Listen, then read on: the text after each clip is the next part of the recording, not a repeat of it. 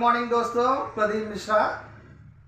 और आपको मेरा वीडियो देखने के लिए बहुत बहुत धन्यवाद आप लोगों को। और हमको बहुत ही अच्छे कमेंट्स, लाइक्स आ रहे हैं, बहुत लोगों का सपोर्ट मिल रहा है, इससे हमको भी प्रेरणा मिलती है, तो हम वीडियो रोज़ बना रहे हैं। आज हम लोग बात करेंगे नवम भाव की। नवम भाव जो हमारी कुंडली का बहुत ही महत्वपूर्ण है, जिसको हम धर्म का भाव भी कहते हैं। इसलिए आज हम लोग बात चर्चा करेंगे नवम भाव की। कुंडली का नवम भाव जो हर व्यक्ति के लिए भाग्य, जिसे धर्म का भाव, भाग्य का भाव कहते हैं।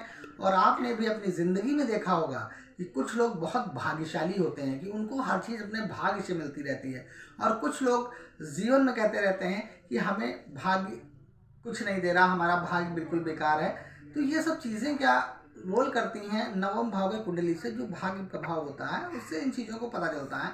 जैसे आप लोग जानते हैं कि नहीं जानते हैं, मैं आप लोगों को बताना चाहूँगा कि जैसे सूर्य और गुरु जो हैं नवम भाव में, जैसे सूर्य और गुरु नवम भाव में जो होते हैं वो कारक भाव में आते हैं, तो जिसलिए ये नवम भाव सूर्य और गुरु के लिए बहुत अच्छा माना जाता है।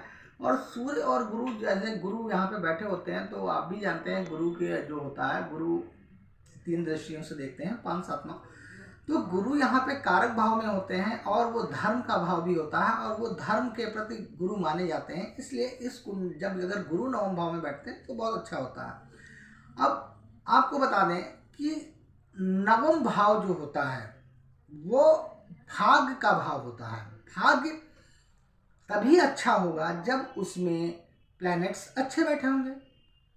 अगर गुरु, जैसे मान लिया मैंने आपको एक चीज़ बताई कि गुरु और सूर्य बैठे हुए हैं, तो उसमें एक चीज़ और आपको बता दें। जैसे मान लिया नवम भाव में गुरु बैठे हुए हैं, लेकिन वहाँ पे उनकी डिग्री भी देखनी होगी। अगर 0 से 5 डिग्री गुरु होंगे या 25 से 30 होंगे, तो वो उतना लाभ नहीं दे पाएंगे। उसका रीज़न क्यों है? क्योंकि वो बाल्यावस्था में होंगे 0 से 5 डिग्री, और 25 से 30 डिग्री वो मृत अवस्था में होंगे, तो इसलिए वो अपना रोल नहीं दे पाएंगे। यहाँ पे गुरु अगर 12 से 18 डिग्री होंगे तो बहुत अच्छा लाभ देंगे, उसका भाग्य बहुत प्रबल होगा, वो एक कार्य करेगा, उसके 2 कार्य सफल होंगे, भाग्य उसको ऊंचाइयों पे ले जाएगा। तो इसीलिए कुछ लोगों ने देखा होगा कि उनका भाग्य बहुत प्रबल होता है और बहुत आगे जाते हैं। और कुछ लोग कहते हैं मेरा भाग्य नहीं कार्य कर रहा है। तो यहाँ पे भाग्य ना कार्य करने का कारण ये होता है कि दशम भाव या अष्टम भाव, अगर इसमें पापक ग्रह बैठे हुए हैं और नवम भाव खाली है, तो पाप कर्कति रोग योग बन जाता है, जिसके कारण नवम भाव कमजोर हो जाता है, पीड़ित हो जाता है, जिससे वो भाग्य नहीं दे पाता। या नवम भाव पे क्रूर ग्रहों की दृष्टियां हैं, तो कहीं ना कहीं जो है नवम भाव पीड़ित हो जाता है, जिसके कारण वो अपना भाग्य नहीं दे पाता।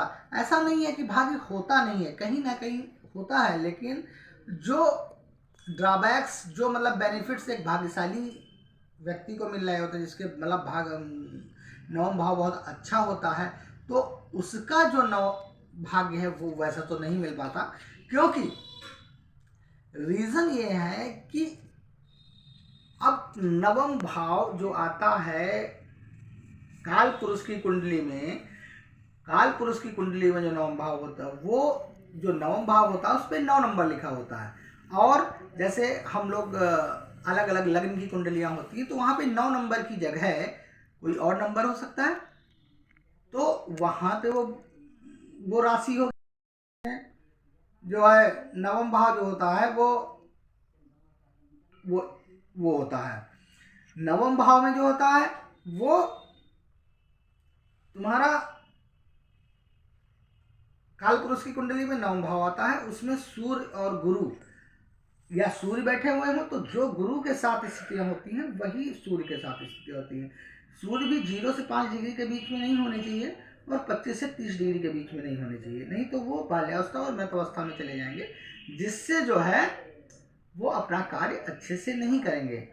और इसमें अगर मान लिया राहु भी बैठे हुए हैं, अकेले बैठे हुए हैं, तो वो भी क्या करते हैं, जिस राशि में बैठते हैं, अगर अकेले बैठते हैं तो वो उस राशि के, उस ग्रह के, जिस ग्रह की राशि में बैठे होंगे वो उसी का रूप धारण कर लेते हैं और उसी हिसाब से फल देने लगते हैं। तो वहाँ पे अगर राहु भी बैठे हुए हैं तो अच्छा कार्य करेंगे, लेकिन बस रीज़न ये होता है कि वो किसी भी क्रूर ग्रह के दृष्टि से पीड़ित ना हो और भाव पीड़ित ना हो, नहीं तो फिर वो रिजल्ट नहीं मिल पाएगा। जो रिजल्ट एक भाग्य भाव को मिलना चाहिए वो नहीं मिल पाएगा।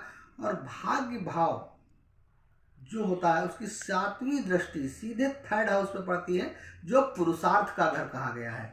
क्योंकि पुरुषार्थ जो होता है, जब आदमी धार्मिक होगा, धर्म का होगा, तो वो 3rd हाउस पुरुषार्थ भी अच्छा होगा, जिससे कि भाग्य भाव और प्रबल होता है। इसलिए यहाँ पे ये बताया गया है कि अगर मतलब काल पुरुष की कुंडली में जो 9वां भाव होता है वहाँ पे 9 नंबर लिखा होता है, लेकिन अदर कुंडली में यहाँ पे भाव चेंज होता रहेगा, यहाँ पे राशि चेंज हो जाएगी, भाव तो वही रहेगा लेकिन वहाँ के अंदर जो 9 नंबर लिखा हुआ वो राशि चेंज हो सकती है।